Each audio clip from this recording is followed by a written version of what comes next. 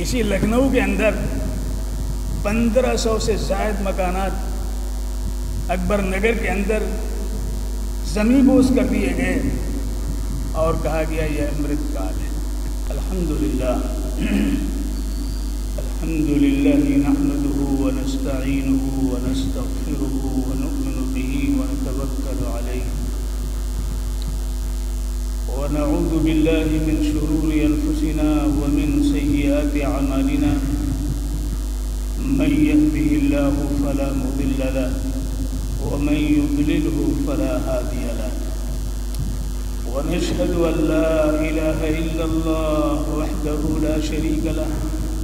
ونشهد أن سيدنا ومولانا وحبيبنا وشفيعنا ونبينا وسندنا محمدا عبده ورسوله أما بعد قال الله عز وجل في القرآن المجيد والفرقان الحميد أعوذ بالله من الشيطان الرجيم بسم الله الرحمن الرحيم إن الله لا يحب الظالمين صدق الله العظيم۔ ہم ایسے تھے، ستم ہے جو ہمیں کہتے ہیں ظالم اور پردیسی، ستم ہے جو ہمیں کہتے ہیں ظالم اور پردیسی، حقیقت ہے کہ بھارت کو کیا رشک جناح ہم نے۔ لیکن آج صورتحال کیا ہے، ہمیں اس کو بھی سامنے لانا چاہیے۔ انادل آشیانوں میں رہیں نہ محو خواب اب، انادل آشیانوں میں رہیں نہ محو خواب اب، کہ سیاد و قفس دیکھے نصیب دشمناں ہمیں۔ لہذا صورتحال تو یہ ہے کہ کن کی باتوں پر اعتبار کیا جائے، کس جماعت کو اپنا ہمنوا سمجھا جائے، کس فرد کو ہمارے دکھ کا درما قرار دیا جائے، کس دہلیز پہ کھڑے ہو کر کے آواز لگائی جائے، کس ایوان کے اندر چیخ کر کے اپنی بات کہی جائے۔ آج صورتحال ایسی ہوتی جا رہی ہے کہ ایک اجنبی بے بسی، قسم کرسی، غم مائگی اور بے بدعاتی کا ایک درپن کھلا ہوا ہے، جس میں ہماری تصویریں دکھ کے ساتھ، گرب کے ساتھ، اضطراب کے ساتھ، تڑپ کے ساتھ، بے قراری کے ساتھ تڑپتی ہوئی نظر آ رہی۔ کس کے طرح کرے فیصل باتوں پہ یقین تیرے، کس طرح کرے فیصل باتوں پہ یقین تیرے، منشور الیکشن سے ہر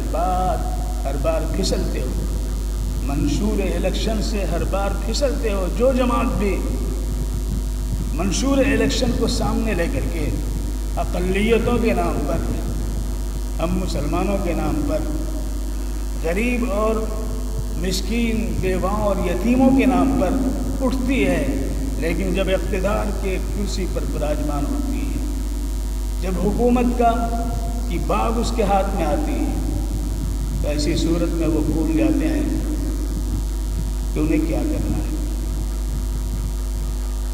معزز حاضرین، یہ آزادی کا امرت مہوتسو ہے۔ ہمارے وزیر اعظم پردھان منتری نے اس کا اعلان کیا، اور ہمارے مکھ منتری بار بار کہتے ہوئے تھکتے نہیں کہ امرت کال ہے، یہ امرت کال ہے۔ یہ امرت ہے تو زہر کہاں ہے بھائی؟ یقیناً زہر ہے تبھی امرت بھی ہے۔ اگر زہر ہے تبھی تریاق کی ضرورت پیش آتی ہے، اور زہر جتنا خطرناک ہوگا امرت کی اتنی ہی زیادہ بات سنائی پڑے گی۔ تو اگر امرت کال ہے، تریاق کی بہتات ہے، تو زہر کی بہتات بھی ہے۔ لہذا ایک محاذ زہر کا ہے اور ایک محاذ امرت و تریاق کا ہے۔ وہ زہر کہاں پہ ہے، کن لوگوں کے لیے ہے؟ آپ غور کیجئے، اسی لکھنؤ کے اندر 1500 سے زائد مکانات اکبر نگر کے اندر زمین بوس کر دیے گئے اور کہا گیا یہ امرت کال ہے، یہ امرت مہوتسو ہے، اور ہر گھر ترنگا سے مزین کیا جائے۔ وہ جماعت، اس جماعت کا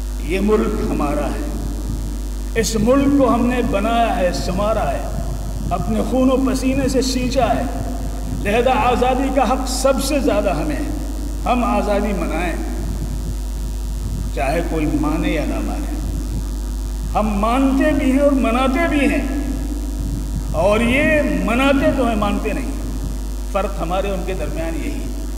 ہم مناتے بھی ہیں اور مانتے بھی ہیں، لہذا اس ماننے کی وجہ سے ہر ایک کی آزادی کا لحاظ کرتے ہیں، آزادی سے اس کو ترقی کرنے کے مواقع فراہم کرتے ہیں، کوئی باندھا کوئی رکاوٹ نہیں ڈالتے ہیں۔ لیکن وہاں منایا تو جاتا ہے، پھول مالائیں ضرور چڑھائی جاتی ہیں، ترنگا بلندی پہ جو ہے اس کو پھیرایا جاتا ہے، لیکن زمینی جو حالات ہیں وہاں دیکھا جائے تو ایک دھڑ اس کا زندگی کا، آزادی کا ایک دھڑ مجروح ہے، زخمی ہے، تار تار ہے۔ ایسے وقت میں ہمارے وزیر اعظم جو وشو گرو کا خواب دیکھ رہے ہیں، لیکن یہ خواب سراب و خواب سے آگے نہیں ہو سکتا۔ اگر ہم ایک آنکھ سے دیکھیں، کانے بن جائیں تو کبھی تکمیل نہیں ہو سکتی، سب کو دیکھنا چاہیے۔ لہذا حال جو ہے وہ بے حال ہو رہا ہے، مستقبل کی کوئی ضمانت نہیں ہے، لیکن یاد رکھیے آپ فرزندان توحید ہیں، آپ اس ادارے کے اندر، اس حال کے اندر ہیں جس نے بڑی بڑی شخصیتوں کو دیکھا ہے، مولانا ابوالکلام آزاد کو دیکھا ہے، اور بڑے بڑے دانشوروں کو دیکھا ہے، بڑے بڑے علماء کو دیکھا ہے، بارہا مفکر اسلام کا خطاب یہاں ہوا ہے، اور اس کے در و دیوار اس کے شاہد ہیں۔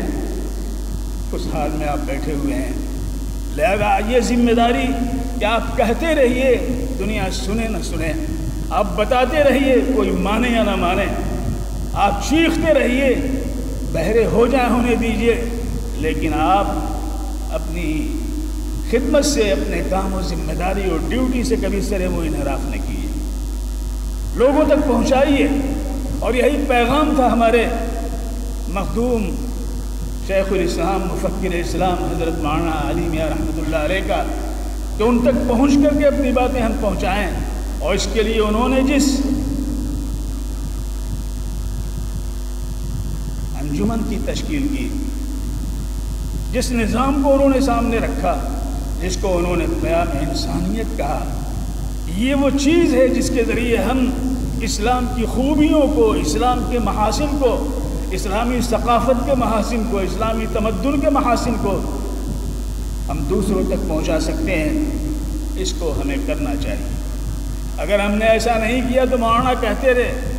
کہ پھر اس کو اندلس بننے سے کوئی روک نہیں سکتا ہے، اندلس بننے سے کوئی روک نہیں سکتا ہے۔ جامعہ رحمانی منگیر کے اندر ایک تقریر حضرت مولانا کی ہوئی، امیر شریعت حضرت مولانا منت اللہ صاحب رحمانی بھی، وہاں یہ کہا تھا، یہ لوگوں یاد رکھو، ایک ایک چیز ہمارے ہاتھ سے نکلتی چلی جا رہی ہے،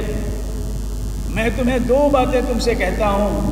ایک تو یہ کہ بہار کی سرزمین پہ یہ امارت شریعہ ہے، اس کو تم آگے بڑھاؤ، اس کو تم آگے بڑھاؤ، منظم کرو، محکم کرو، امیر شریعت یہاں موجود ہے۔ اور دوسری بات یہ ہے، یہ بڑے بڑے ادارے جو ہمیں نظر آ رہے ہیں، اس پر ہمیں اعتماد اور یقین زیادہ کرنے کی ضرورت نہیں ہے۔ آج بینک نیشنلائز ہو رہا ہے، اس زمانے میں بینکوں کو قومیایا جا رہا ہے، فرمائے بینک قومیائے جا رہے ہیں، ادارے قومیائے جا رہے ہیں، کل ہو سکتا ہے کہ یہ مدارس بھی قومیہ لیے جائیں، یہ مدارس بھی قومیہ لیے جائیں۔ اس سے 50 سال پہلے کی بات میں سنا رہا ہوں، کیا فراست تھی، یہ مدارس بھی قومیہ لیے جائیں اور ہم دیکھتے رہ جائیں۔ اس لیے ہر مسجد کو مدرسہ بنا دو اور مکاتب کا سلسلہ قائم کر دو، تاکہ کوئی فرد، کوئی بچہ قرآن پاک سے دور نہ ہونے پائے اور یہ تعلیم عام ہو جائے۔ آج وہ ہمارے سامنے دور ہے،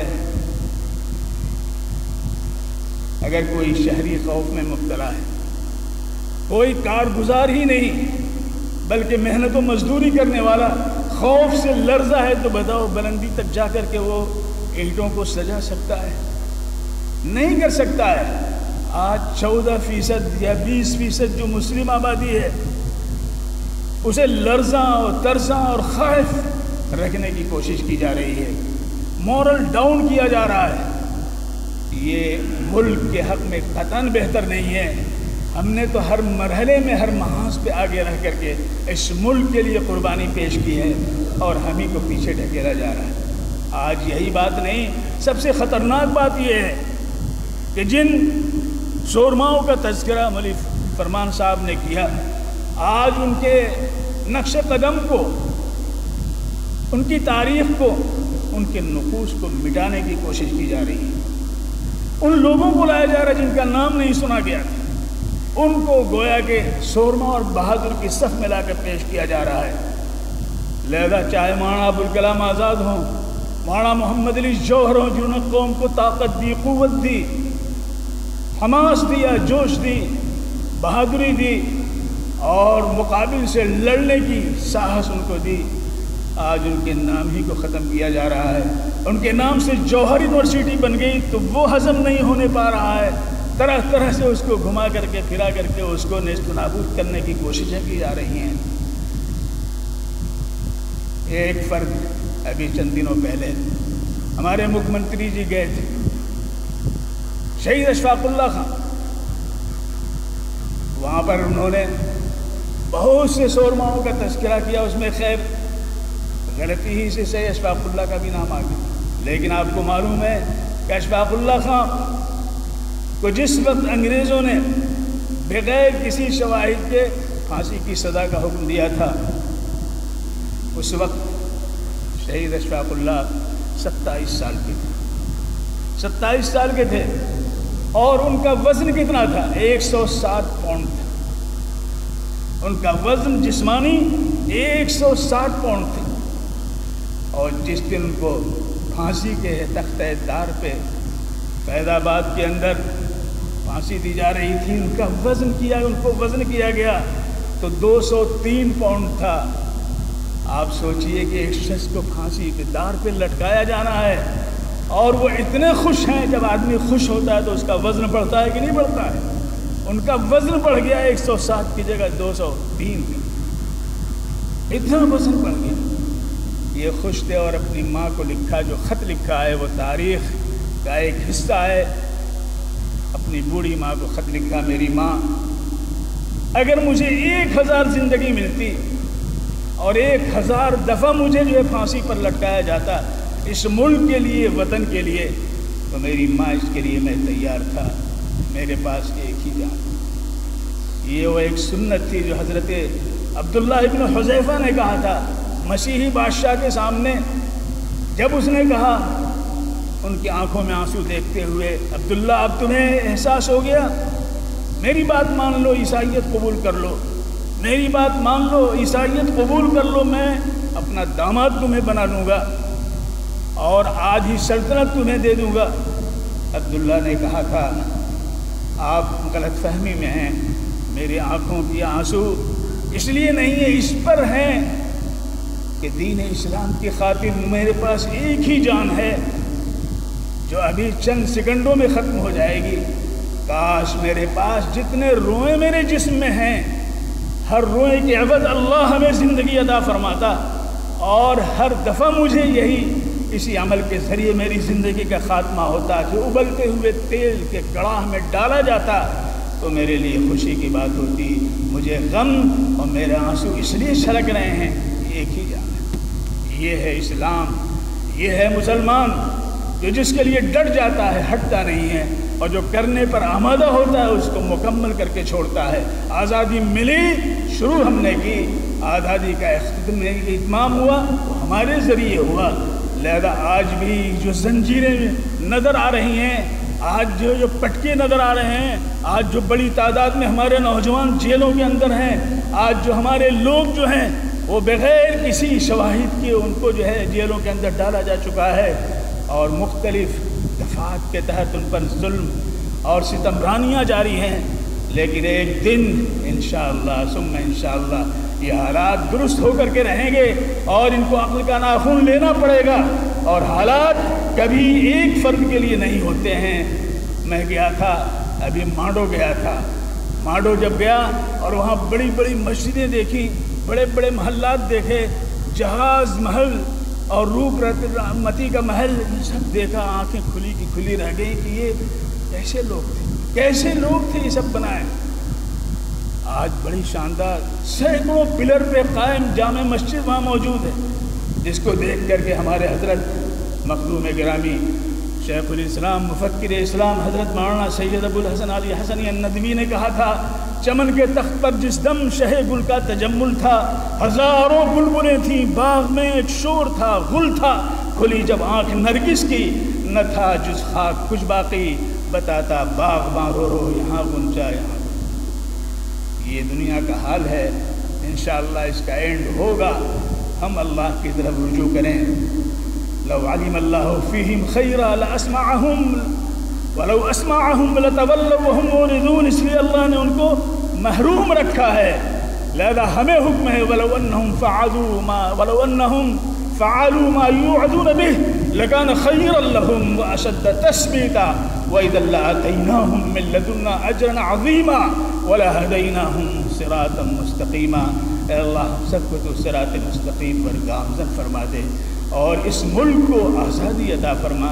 اس ملک کو ظلم و زیادتی سے تو بچا۔ تو ظلم کو پسند نہیں فرماتا ہے، ظلم کا کارواں ہر طرف چیخ و پکار مچائے ہوئے ہے۔ اے اللہ امن و امان کی فضا قائم کر دے، اس ملک کو ترقی سے ہمکنار فرما دے۔ وصلی اللہ تعالی علی خیر خلقہ محمد و آلہ و اصحابہ۔